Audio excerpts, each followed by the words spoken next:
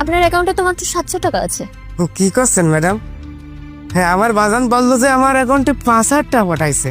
পাঠালে তো টাকা আমি এখানে দেখতেই পারতাম, কিন্তু এখানে তো মাত্র 700 টাকা আছে। আপনার ছেলে কোনো টাকা পাঠায়নি। হ্যাঁ, আপনি একটু ঠিক করে দেখেন না ম্যাডাম। তার মানে আপনি কি বলতে চাচ্ছেন? আমি আপনার কাজ ঠিক মতো করছি না?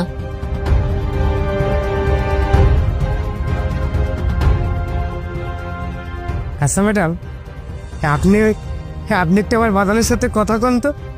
আমি কেন কথা বলবো আপনার ছেলের সাথে? আপনার ছেলের সাথে আপনিই কথা বলুন।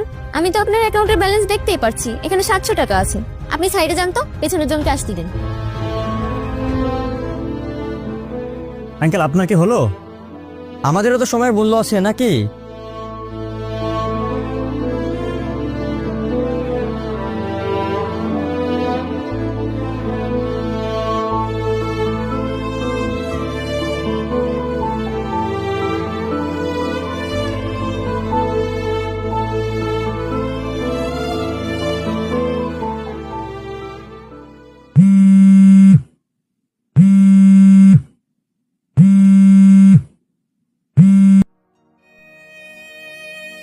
হ্যাঁ, হ্যালো বাজান।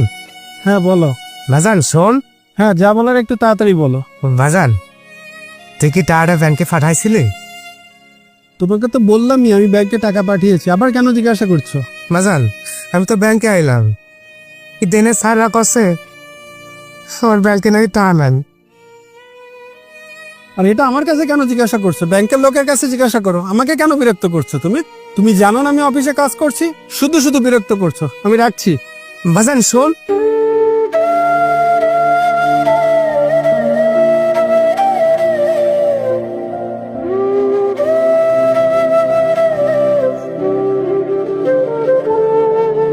দেখি আঙ্কেল একটু যাই।